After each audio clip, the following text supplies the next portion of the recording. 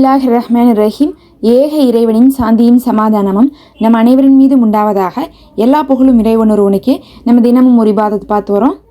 இன்றைக்கி பார்த்தீங்கன்னா அதில் ரொம்ப முக்கியமாக ஒரு துவாவை பார்க்க போகிறோம். இந்த ஒரு துவாவை நீங்கள் ஓதி அல்லாஹ்விடத்தில் எந்த ஒரு தேவையை கேட்டாலும் அல்லாஹுடைய பிரியம் உங்கள் மேலே உண்டாகி அந்த ஒரு தேவை மறுக்காமல் கபுலாக்கப்படும்.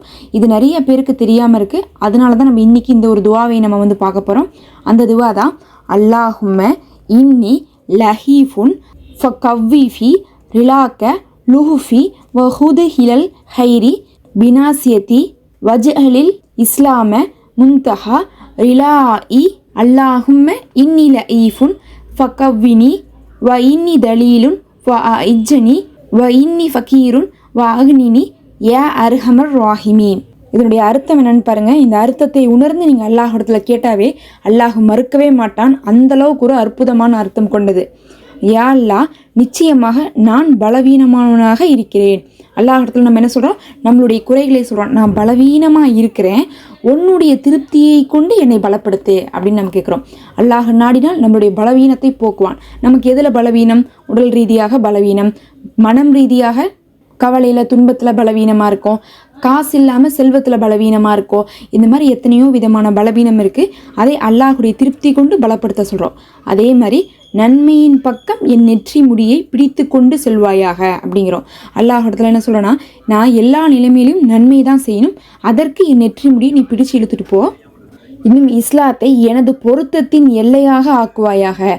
அதாவது நாம் ரொம்ப திருப்தியாக நம்மளுடைய பொருத்தத்துடைய எல்லையாக இஸ்லாத்தை அல்லாஹ் ஆக்கணும்னு நம்ம கேட்குறோம். நிறைய பேர் என்ன சொல்கிறாங்க, நான் வணங்கி என்ன பிரயோஜனம், நான் துவா செஞ்சு என்ன பிரயோஜனம் அப்படின்னு சொல்லிட்டு விரக்தியாக வாழ்வாங்க. அப்படி இருக்கக்கூடாது.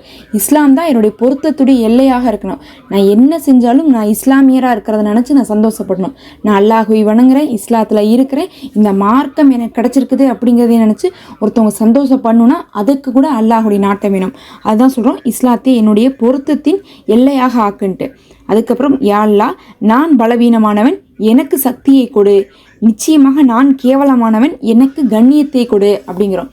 அதாவது நம்மளுடைய பலவீனத்துக்கு அல்லாஹ்விட்ட நம்ம சக்தியை கேட்குறோம். நான் எந்தெந்த விஷயத்துலலாம் குறைவாக இருக்கிறனோ, படிப்பில் குறைவாக இருக்கனா, அறிவில் குறைவாக இருக்கனா, ஆரோக்கியத்தில் குறைவாக இருக்கனா, செல்வத்தில் குறைவாக இருக்கனா, எதுலெல்லாம் குறைவாக இருக்கேன், என்னுடைய எந்தெந்த தேவைகள்லாம் நிறைவேறலையோ அதிலெல்லாம் உன்னுடைய சக்தியை கொடுத்து அந்த ஒரு தேவையை நிறைவேற்று.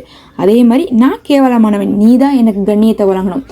எல்லோரும் மதிப்பாக வாழ்கிறாங்க, அந்தஸ்தாக இருக்கிறாங்க, பார்க்குறக்கே ஆசையாக இருக்குது, எவ்வளோ கௌரவமாக இருக்காங்க, கண்ணியமாக இருக்கிறாங்க, ஹஜ்ஜு செய்கிறாங்க, உம்ரா செய்கிறாங்க, ஹாஜின்னு பேர் வாங்குறாங்க, நல்லா படித்தவங்க, நல்ல வசதியானவங்க, நல்ல மரியாதையானவங்க, நல்ல உண்மையானவங்க, நல்ல திறமையானவங்கன்னு பேர் வாங்குறாங்கன்னா அதெல்லாம் அவர்களால் வந்தது கிடையாது. அல்லாஹ் அவர்களுக்கு வழங்கிய கண்ணியம்.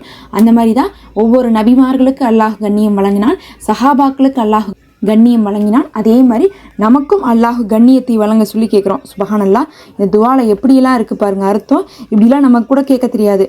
நிச்சயமாக நான் தேவையுடையவன், எனவே என்னை தேவையற்றவனாக ஆக்குவாயாக, நீயே கிருபையானவருக்கெல்லாம் மாபெரும் கிருபையானவன்னு சொல்லி இந்த துவா முடியும். அப்படின்னா நமக்கு நிறைய தேவை இருக்குது, நீ தான் தேவையற்றவனாக என்னை ஆக்கணும். எப்போ தேவையற்றவனாக நம்ம ஆவோம்னு பார்த்திங்கன்னா, நம்ம தேவைகளை அல்லாஹ் பொறுப்பேற்று நிறைவேற்றி தரும்போது நம்மளுடைய தேவைகள் எல்லாம் நிறைவேறி யார் கையும் நம்ம ஏந்த மாட்டோம். அது கடனுக்காக இருக்கலாம், இல்லை உதவிக்காக இருக்கலாம். நிறைய பேர் பார்த்திங்கன்னா மற்றவங்கள நம்ம எதையும் பகச்சிக்கக்கூடாது, அவங்க நமக்கு எப்படி இருந்தாலும் தேவைப்படுவாங்கன்னு சொல்லிட்டு அனுசரிச்சே வாழ்ந்துட்டு இருப்பாங்க. அதனால என்ன பண்ணிடுவாங்க, மேலே இருக்கிறவங்க ரொம்பவே ஆதிக்கத்தோடு நம்மளை என்ன பண்ணுவாங்க, நடத்துவாங்க. ஆனால் அல்லாஹ் நமக்கு அந்த தேவையை அந்த மனசன்ட்ட வைக்காட்டினா நம்ம அவங்கள்ட்ட கையேந்தவும் மாட்டோம், அவங்களுக்கு பயப்படவும் மாட்டோம், அவங்களுக்கு ஐஸ் வைக்கணுங்கிற அவசியமும் நமக்கு இருக்காது.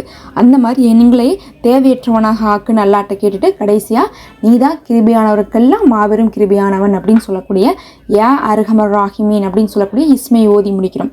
இந்த இஸ்முக்கு நிறைய சிறப்பு இருக்குது. நம்ம எத்தனை துவாவையும் கேட்டாலும் அவனுடைய சிறப்பு இஸ்முகளை கொண்டு அழைக்கும் போது தான் அத்தனை துவாக்களும் கபுலாகும். அதில் இந்த துவாக்களை கபுலாகிறதுக்காக நம்ம தேர்ந்தெடுத்த இஸ்மு தான் இந்த யா அர்ஹமர் ராஹிமீன். அல்லாஹுடைய கிருபையை கொண்டும் அவனுடைய கருணையை கொண்டும் அவன் நாடுபவர்களுக்கு இப்போ நம்ம கேட்ட அனைத்தையுமே அல்லாஹ் கொடுப்பான். இதை நீங்கள் மனதார இந்த துவாவை நீங்கள் ஓதுங்க. ஓதிவிட்டு உங்கள் துவாவை கேட்டு பாருங்கள், அல்லாஹுடைய பிரியம் உங்கள் மேலே கிடைக்கும். அதே மாதிரி உங்களுடைய தேவைகளை அல்லாஹ் பொறுப்பேற்று நிறைவேற்றி வைப்பான்.